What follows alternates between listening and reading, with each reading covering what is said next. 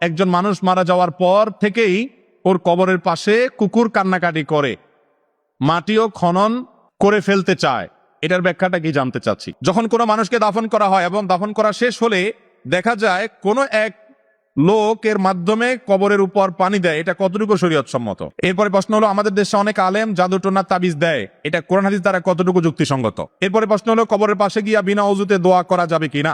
কবরের পাশে জিয়ারত করার জন্য আপনি পাশ দিয়ে যাচ্ছেন, সালাম পেশ করবেন, এটা সুন্নাত, সওয়াব হবে। কবরবাসীকে সালাম দিবেন, শান্তির দোয়া করে যাবেন, তাতে কবরবাসীর উপকার হবে, আপনারও স্মরণ হবে মৃত্যুর কথা কবর জিয়ারত করলে। তো এই সালাম দেওয়ার জন্য অজু কোনো আবশ্যক না, বিনা অজুতে সালাম দিলেও আপনার কবর জিয়ারত হয়ে যাবে। তবে অজু অবস্থা করলে তো অবশ্যই ভালো।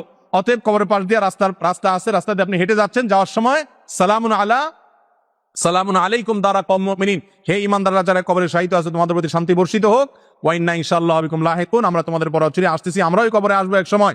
এরকম দোয়া করা, সালাম দেওয়াটা সুন্নত, এটার জন্য অজু আবশ্যক নয়। অজু ছাড়াও আপনি সালাম দিতে পারবেন, কোনো অসুবিধা নাই। মাঝে মধ্যে দেখা যায় যে মানুষকে কবর দেওয়ার পরে চারকুল পড়ে চারজন লোক কবরের চার কোণে 4টা করে গাছ রোপণ করে, এটা কতটুকু শরীয়ত সম্মত?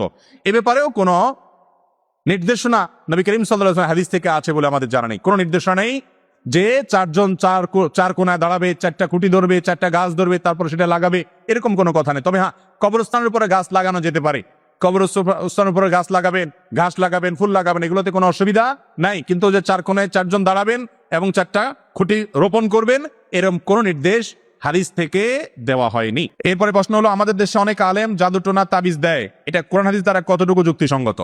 খুবই সুন্দর প্রশ্ন। অনেক মসজিদের ইমাম সাহেব আছেন, অনেক আলেম সাহেব আছেন, অনেক মুয়াজ্জিন সাহেব আছেন, অনেক হুজুর সাহেব আছেন, ইয়া লম্বা দাড়ি, লম্বা জুব্বা, সবই ঠিক আছে, কিন্তু ওনার কাছে গেলে আপোষের তাবিজ দেয়, আবার বিচ্ছেদের তাবিজ দেয়, আবার আপনার একজন আরেকজনের পিছনের শত্রুতা উদ্ধারের তাবিজ দেয়, আছে না নাই? এই মানুষগুলো এই অপকর্ম যে করছে নিজেরাও জানে না যে দাড়ি টুপি অথবা ইসলামী লেবাস পোশাক পরেও তিনি যে হারাম কাজে লিপ্ত তিনি নিজে জানেনও না। কোন মুসলমানকে কারোর ক্ষতি করার জন্য সহযোগিতা করা কি জায়েজ না জায়েজ? সওয়াবের কাজ না গুনার কথা?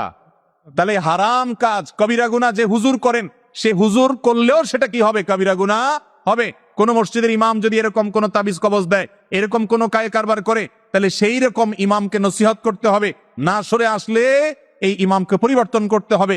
কারণ তিনি এই যে স্বামী স্ত্রীর মধ্যে ঝগড়া লাগানো, অমুকের পিছে তমুককে লাগানো, ক্ষয়ক্ষতি করার তাবিজ দেওয়া এবং এই জাতীয় জাদু মন্ত্র কুফরি কালাম এগুলোর আশ্রয় নিচ্ছেন। অতএব এরকম ব্যক্তিকে নসিহা করতে হবে অথবা তাকে ইমামতি থেকে সরাতে হবে।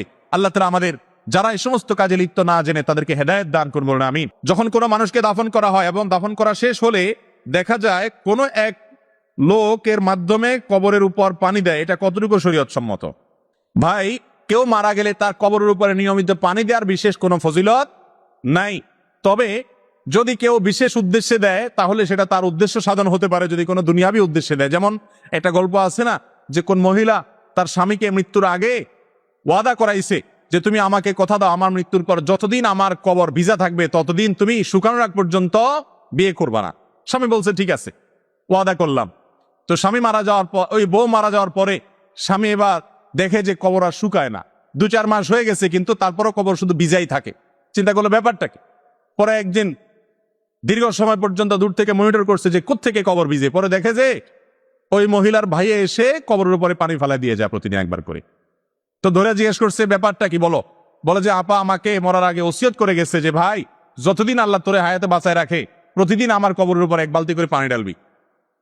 তো এখন কবরের উপরে পানি ঢালার যে কথা বলছেন, এরকম কোন উদ্দেশ্যের জন্য যদি কেউ পানি ঢালে তার উদ্দেশ্য হয়তো হাসিল হতে পারে, সেটা আরেক জিনিস।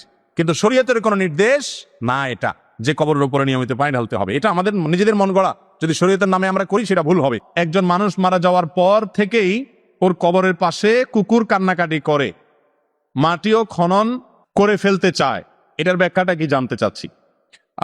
কারোর কবরের কাছে যদি কুকুর গিয়ে ছটফট করে, অস্থির হয়, কান্নাকাটি করে, মাটি খুঁড়ে ফেলতে চায়, তাহলে কি কারণে আল্লাহ তাআলা ভালো জানেন।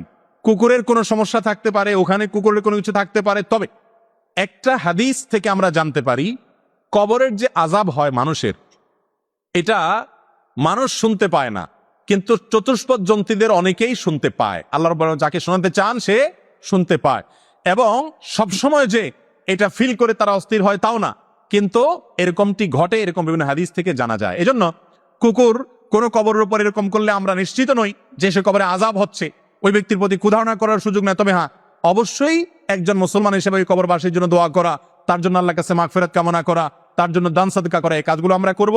সেই সাথে এর অন্য কোনো কারণ আছে কিনা সেটাও গবেষণা করে বের করার চেষ্টা করব। আল্লাহ তাআলা আমাদের সবাইকে কবরের আযাব থেকে বেঁচে থাকার তৌফিক দান করুন। বিবাহের সময় স্ত্রী যদি স্বামীকে দ্বিতীয় বিবাহ না করার শর্ত দেয়, তাহলে স্বামী কি সেটা মানতে বাধ্য? খুব দরকারি প্রশ্ন।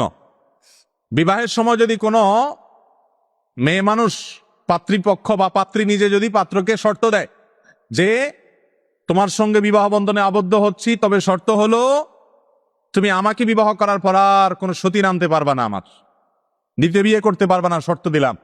স্বামী যদি সেই শর্ত মেনে বিয়ে করে, যে ঠিক আছে শর্ত মানলাম, এই শর্ত যদি মেনে বিয়ে করে, তাহলে স্বামী পরে আর বিয়ে করতে পারবে কি না? তো এটার উত্তরে ওলামায়ে কেরামের অনেকেই বলেছেন যে স্বামী আর দ্বিতীয় বিয়ে করতে পারবেন না। যদি করেন বিয়ে হয়ে যাবে, কিন্তু স্ত্রী তার সংসার করা না করার ব্যাপারে ইখতিয়ার থাকবে, বিবাহ ভাঙার উদ্যোগ নেওয়ার ক্ষমতা এবং অধিকার স্ত্রীর থাকবে। অর্থাৎ স্ত্রী স্বামীর কাছ থেকে তালাক চাইতে পারেন এবং যথাযথ নিয়মে বিবাহ ভঙ্গের জন্য উদ্যোগী হতে পারেন, অধিকার তার থাকবে, কারণ তিনি শর্ত দিয়েছেন। আর আল মুসলিমুনা আলা শুরুতিহিম, মুসলমান যে শর্ত করবে ওই শর্ত তাকে রক্ষা করা আবশ্যক। নবী করিম সাল্লাল্লাহু আলাইহি ওয়াসাল্লাম বুখারীর হাদিসে বলেছেন, আহাক্কু শুরুতি আন তুফু বিহি মা মাস্তাহলালতুম বিহিল ফুরুজ, যার অর্থ হলো বিয়ের সময় যে সমস্ত শর্ত দেওয়া হয় বা যে শর্ত দেওয়া হয়, ওই শর্ত রক্ষা করাটা অনেক গুরুত্বপূর্ণ। অন্য শর্তের মধ্যে এই শর্ত রক্ষা করাটা আরো বেশি গুরুত্বপূর্ণ। এই জন্য বিয়ের সময় কোনো স্ত্রী যদি শর্ত দেয় যে আমাকে বিয়ে করছো ভালো কথা, কিন্তু আমি তোমার গ্রামের বাড়িতে কিন্তু থাকবো না, এটা যদি তুমি মেনে নিতে পারো তাহলে বিয়ে করো। এটা মেনে যদি বিয়ে করেন তাহলে ঠিকই বউরে কোথায় রাখতে হবে? শহরে রাখতে হবে। অর্থাৎ বিয়ের সময় যে শর্ত দিবে ওই শর্ত মানতে হবে। আবার অনেক ওলামা ইকরাম বলেছেন এই শর্ত ফাসেদ, এই শর্ত কোনো গ্রহণযোগ্য শর্ত নয়। তো যাই হোক, প্রথম মত অনুযায়ী যদি বিয়ের সময় এরকম শর্ত দেয়, স্বামী সে শর্ত মানবে। যদি সে শর্ত ভঙ্গ করে, তালাক হয়ে যাবে না, সম্পর্ক টিকে থাকবে। স্ত্রী যদি স্যাক্রিফাইস করে সেটা অনেক বেশি ভালো হবে। কিন্তু প্রথম মত অনুযায়ী স্ত্রী চাইলে সে শর্ত ভঙ্গ করার কারণে বিবাহ ভঙ্গের উদ্যোগ নিতে পারে, কিন্তু স্বামীর জন্য দ্বিতীয় বিয়ে করা বা অন্য কাউকে বিয়ে করা, এটা করার ফলে যে তার বিবাহ ভেঙে যাবে ব্যাপারটা সেরকম নয়। তবে ওয়াদা করলে সে ওয়াদা রক্ষা করা উচিত। ইমানদার ওয়াদা রক্ষা করবে। কোরআনে কারিমে আল্লাহ বিভিন্ন জায়গায় ইমানদারের বৈশিষ্ট্য, সফল মুমিনের বৈশিষ্ট্য বলতে গিয়ে বলেছেন, ওয়াল্লাযীনা হুম লিআমানাতিহিম ওয়া আহদিহিম রাউন, যারা অঙ্গীকার রক্ষা করে এরা হলো সফল ইমানদার, জান্নাতুল ফেরদাউসের মালিক। অতএব ইমানদার ওয়াদা করলে ওয়াদা রক্ষা করার চেষ্টা করবেন। তবে তার উপরে তাদের যে বিবাহ থাকা বা না থাকার সম্পর্ক, ব্যাপারটা কিন্তু সেরকম নয়।